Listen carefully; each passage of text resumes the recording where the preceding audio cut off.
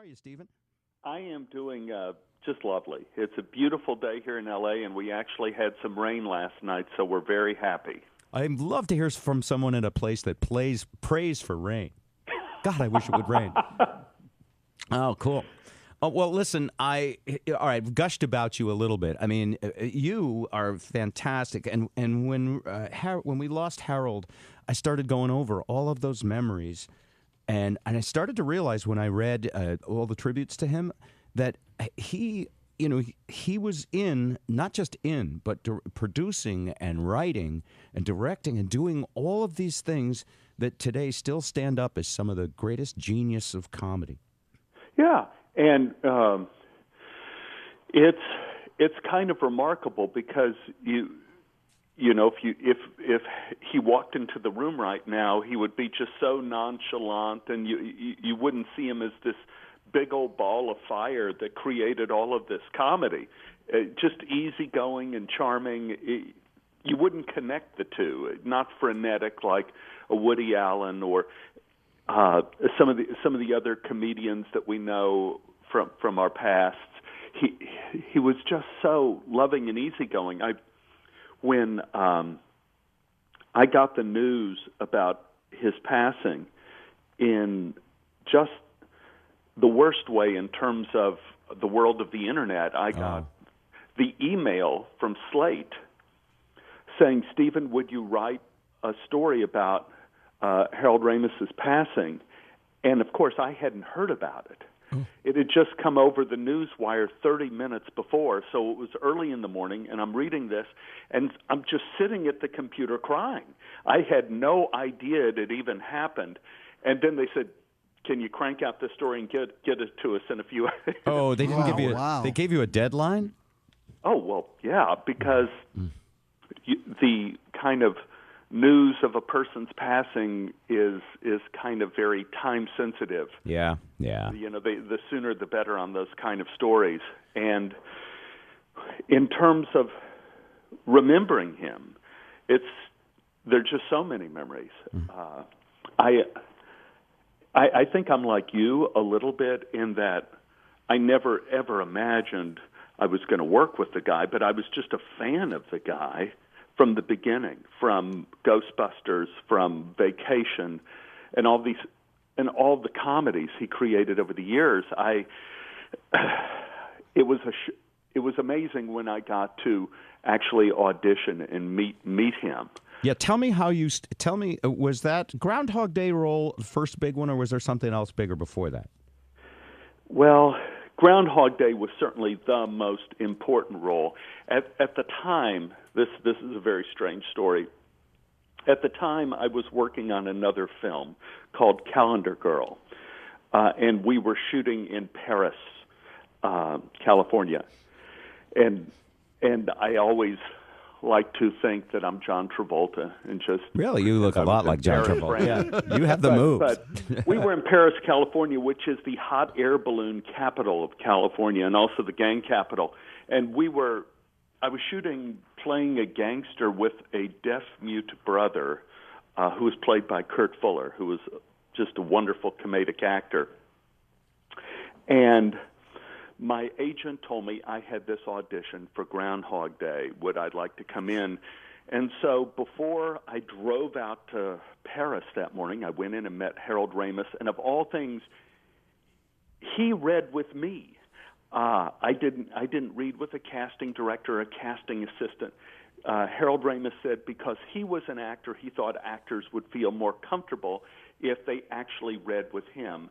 And so I said, well, my kind of interpretation of Ned may be a little broad. And he said, well, just do whatever you want. I'm an actor. I can handle it. So I just about took off his pants in the room. I mean, I was all... You went crazy, yeah. The whole Ned business. And Harold said, okay, you don't have to be that broad. So wait a minute. You were even a little stronger than the one that on the film? Because he was pretty strong. Well, in a small room... It becomes much stronger. I left my audition with Harold and drove out to work on Calendar Girl, and that film was where the producers of that film were kind of saving money, so they put me and the fellow who was playing my brother in the same room that night. We were in like double beds, on each side of the room. It was like a camp out at the YMCA, and they turned out the lights, and Kurt said, like, "What, you working on anything after this?" And I knew that when actors ask that question, they really don't want you to say, "Well, yes, I had this audition." Actors, it gets people into trouble. So I just said, "Well, no, Kurt, nothing's really going up. Anything happening for you?" And he said, "Well, yes, actually, Harold Ramis is a really good friend of mine. And I'm doing a movie with Bill Murray. Coming up, I'm playing this crazy insurance guy, Ned Ryerson, in this movie." And I'm like, I'm lying in the other bed with my brain exploding. And I said, really? That's something. He says, yeah, we had a read-through with the cast about a month ago. And I think I got the job. I nailed it. In Hollywood. So anyway, I didn't know what to say. I didn't know what the story was, but I knew it was going to be a bad story. And I get a phone call the next day. They want me to come in for a callback. And so I went and met Harold the next day. I read for Ned Ryerson. I got the phone call on the way out to Paris that I got the role of Ned Ryerson. Kurt heard about it simultaneously, and of course was furious and hurt, and all the things you could imagine that Hollywood dishes out to you. Right, but wait a minute. What's weird about this is here you're being a respectful good guy, not talking about what you're auditioning for. You didn't do anything wrong, and yet in a way it bites you because he thinks you kept it from him, probably, right? Right. Well, there's no when Hollywood has a way of dishing out some nasty surprises to you that makes you think the worst of your fellow man. But the thing that was so remarkable, I went and shot the movie when the movie premiered in Los Angeles. Kurt was waiting there at the front door of the theater, and he went in and watched the movie for the first time, first screening ever, from the back of the theater. And afterwards, he came up and he hugged me, and he said, "Buddy, you got my part, but you did a good job with it. Congratulations." Awesome. And he shook my hand, and if any lesson I took away from Groundhog Day was the courage and class that Kurt had is something you do not see in Hollywood. And in my life from that point on, I thought, I want to be like Kurt Fuller when I grow up. I want to be able to do something like that. Now, later, I asked Harold what the deal was. We were doing a benefit in New Mexico for some wayward teens, and I said, what was the deal that happened in terms of me getting cast as Ned Ryerson? And Harold said, well, when you walked in the room, you auditioned. I called up Bill afterwards, and I said, I think we found the real Ned Ryerson. This Stephen Tobolowsky guy is the most irritating person I've ever seen. By the way, that character, I mean, when it comes on, and when it keeps coming on, and when it keeps coming on, it gets better and better. I was curious, a couple of things. Is there really a whistling belly button trick, or is that just a cool phrase made up? Does somebody actually do one? Did you go pro? Yeah. Well, there is a whistling belly button trick. It's one of those, teenage things where you put you lift up your shirt and your belly button becomes your mouth. And then you kind of squinch your belly button and you put glasses on your stomach to make it look like a face, and then you... Okay, so that's a real... All right, that's cool. Beautiful. That's probably on YouTube.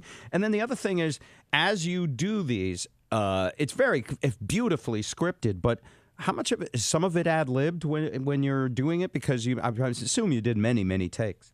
Yeah, here's an interesting fact about the movie. When we started shooting the movie, Harold Ramis had not decided what the day of the movie is, because, of course, that day has to be repeated many, many times, so it has to look the same. It's a character in the movie, if you will. So He wasn't sure, is it the day going to be a sunny day, a cloudy day? And we're shooting on the Wisconsin-Illinois border, so the weather conditions were as bad as Texas. It was all wait 10 minutes and it's going to change. Right, but it has to look like the same day every single day. Yeah. Because you're shooting over a 3-month period or so. Yeah, but didn't Harold once say that the actual length of time of that movie was about 30 years because that's how long it would take to learn to play the piano that good? The real story that Harold told me in New Mexico, because in his heart he was a Buddhist, he was a practicing Buddhist. He said, in Buddhism, it takes 10,000 years for a man to reach enlightenment. And so he said in his mind, the story of Phil Connors takes 10,000 years. Wow.